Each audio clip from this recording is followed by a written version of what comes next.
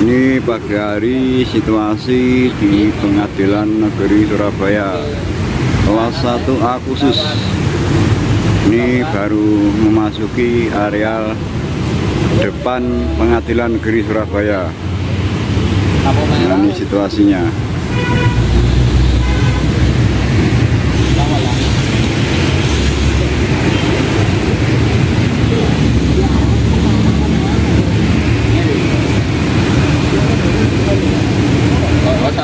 terbalik. Ini dari pihak kepolisian aparat datang masuki areal Pengadilan Negeri Surabaya.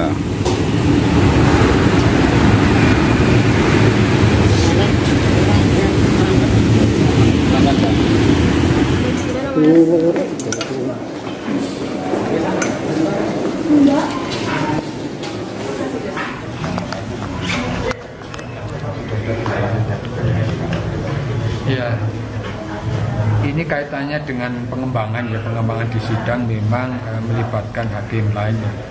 KY sebenarnya baru menerima informasi, tapi nanti kita coba apakah ada laporan yang masuk atau belum. Tetapi yang jelas, saya selaku Ketua Bidang Pengawasan Hakim dan Investigasi sudah memerintahkan kepada biro terkait Waskim dan Investigasi untuk melakukan pendalaman.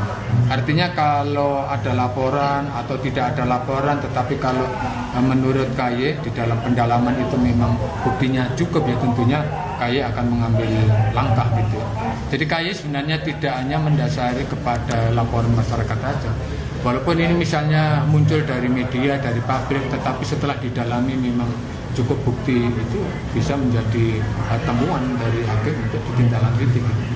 Dalam perkara hakim di kemarin itu kan dia sudah sempat bersaksi, Pak, dan dia sendiri dalam kesaksiannya membenarkan menerima uang. Iya, tapi KY kan tentunya tidak hanya mendasari dari satu bukti aja ya. Di peraturan KY nomor 2 2015 itu minimal harus didukung ya 2 alat bukti. Tentunya KY masih mendalami kira-kira ada dukungan bukti yang lain apa tidak gitu. Kalau seandainya memang dugaannya cukup kuat, buktinya cukup kuat, tentunya jangan khawatir lah, itu pasti akan ditindaklanjuti oleh Komisi Judisial. Tapi kalau dari pihak dia sendiri yang mengakui belum cukup.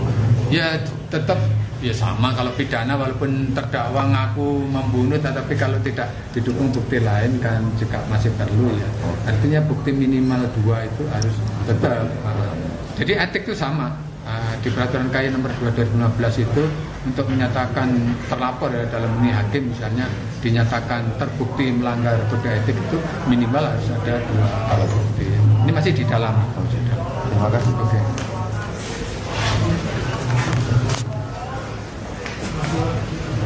Saksi yang tadi kita tanya di persidangan, yang satu memulai dari mendengar desas-desus. Ini basisnya. Model baru lagi, desas-desus. Lalu karena ada desas-desus itu, kemudian dia mengajak temannya untuk menanyakan korban. Lalu mereka bikinlah pertemuan di kafe. Itu ceritanya. Jadi dia tahunya peristiwa yang didakwakan itu dari situ. Yang satu lagi, dia bersaksi, dia mendengar, ya itu juga dia lupa, ada 2 nama yang dia sebutkan, kalau nggak si A, si B, cerita tentang korban, bukan dari korban langsung. Jadi ya bingung juga kita kan, makanya akhirnya diperiksa bersamaan aja dua-duanya. Ya memang secara kualifikasi sebenarnya yaitu saksi berawal dari desas-desus. Yang satu lagi bahkan dia tidak pernah menanyakan ke korban langsung, itu yang perempuan.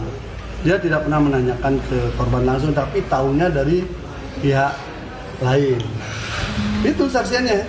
Makanya kami tadi meminta kepada majelis hakim kalau bisa hadirkan saksi-saksi yang disebutkan di dalam dakwaan lebih dulu, sehingga rangkaian cerita itu bisa nyambung. Misalnya nih, di rangkaian itu kan disebutkan peristiwa yang kedua. Peristiwa kedua kan berlangsung dini hari, bahwa di atas jam 10 itu ada pertemuan di sebuah warung wedang jahe apa wedang itu ada orang disebutkan, hadirkan dong dulu, itu bener nggak?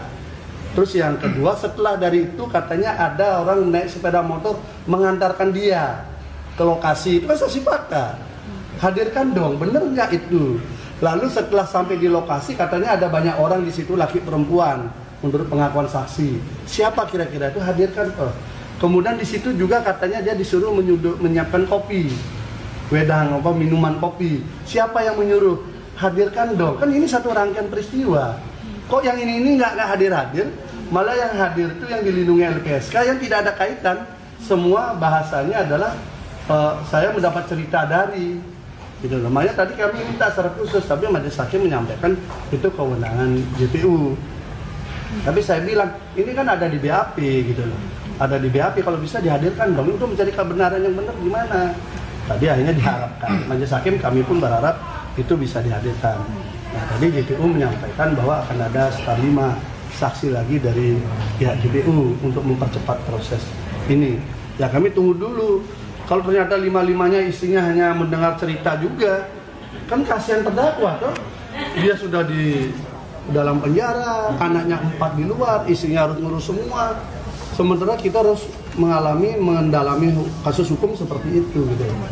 Jadi kami minta tadi, tapi hakim membuka opsi juga. Seandainya itu tidak ini mungkin bisa melalui penetapan atau bagaimana hakim akan menghadirkan. Karena saya bilang tolong dong ceritanya biar utuh dulu. Kalau sudah selesai cerita utuh, bolehlah saksi yang lain-lain untuk penambah. Berarti 2 orang yang hari ini berarti tidak sesuai dengan yang ada di dalam surat dakwaan atau kayak gimana ini? Ini ada di dalam BAP, tetapi tadi keterangannya yang laki-laki dia berawal taunya dari desas-desus. Saya sampai kejar. Masa desas-desus turun dari langit? Kan tidak. Pasti ada orang yang ngomong kan. Siapa sih yang memberitahu dia? Dia bilang lupa. Kan susah. Setiap kita kejar saksi-saksi ini selalu jawabnya lupa, tidak ingat. Kan susah kita kejar, tapi dia menarasikan sesuatu yang hebat. Sampai akhirnya kemudian dia menyatakan ada pertemuan di kafe bersama korban. Sampai saya cerita, oh ini korban ini pemalu, apa trauma, apa bagaimana dengan nasibnya menghadapi itu, kok banyak sekali ketemu orang bercerita gitu loh. Kan aneh kan? Biasanya kalau orang mengalami musibah, anggaplah pemerkosaan, kan trauma. Dia nggak mau datang ketemu di kafe lagi, dijemput di pasar, ketemu di kafe, bercerita panjang lebar berjam-jam. Kok kayaknya ya itu ya logika kita jadi nggak. Makanya saya kejar. Akhirnya dia berkilah bahwa dia lebih banyak mendengar, temennya yang lebih banyak bertanya. Saya minta temannya ini dihadirkan di sini. Saya minta juga tadi tolong hadirkan temannya ini, kan susah kita bercerita, orangnya nggak ada di sini. Dicatut aja namanya, sama dengan saksi yang awal yang mengaku ritual mandi kemben Sidomukti itu. Kan nama 2 orang itu dicatut. Untungnya 2 orang yang dicatut ini menjadi saksi kemarin, dia bantah dua-duanya. Jangan sampai seperti itu juga, karena ini kan mencatut 2 nama lagi. 2 nama yang dia ajak duduk di kafe bersama korban, mendengar ceritanya gitu. Tapi dua-duanya saya tegaskan, dua-duanya tidak melihat, tidak mendengar, dan tidak ada di tempat kejadian. Dua-duanya mengakui itu. Salah satu saksi ini ada hubungan dengan korban? Tidak. Malah yang perempuan itu taunya dari orang lain, bukan dari korban. Ya. Pak Gede tadi kan bilang kalau selama ini saksi dari JPU belum ada yang sesuai surat dakwaan. Ada yang terstruktur menyambung, ada bukan tidak sesuai. Antara korban 2 yang masuk interview dan 2 yang kemarin juga interview. 5 berarti. Ada 5 mereka sama-sama di interview, tetapi tidak sesuai dengan dakwaan. Sama-sama di interview. 4 itu mengakui dirinya di interview di teras Gubuk Cokro Terapi. 4 orang dirinya. Hanya 2 orang mengaku 1 orang ini ada di dalam Gubuk Cokro Kembang. 2 orang ini, tetapi dia tidak ikut di interview waktu hari itu. Aneh kan?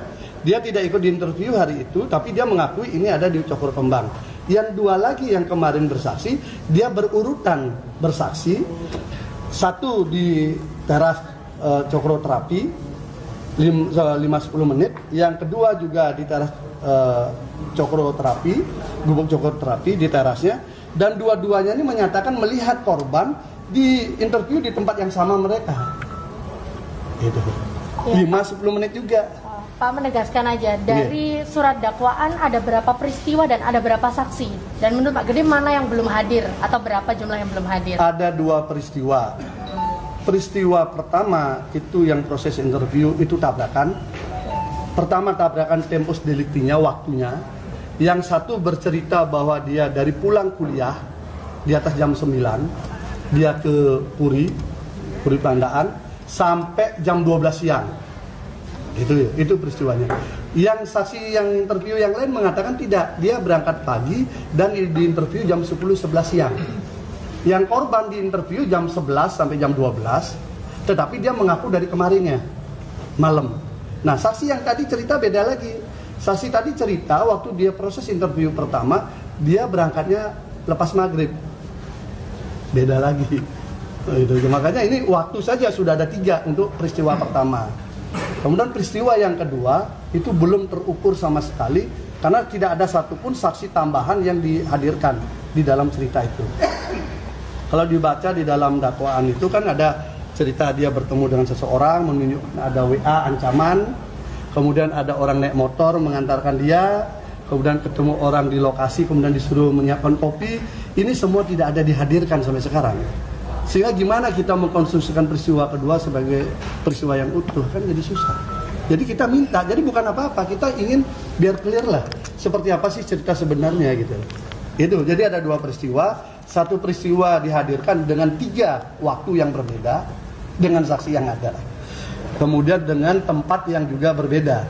Sama-sama lokasinya di Puri, tetapi lokasi interviewnya berbeda. Nah, yang kedua belum sama sekali terkoneksi cerita itu.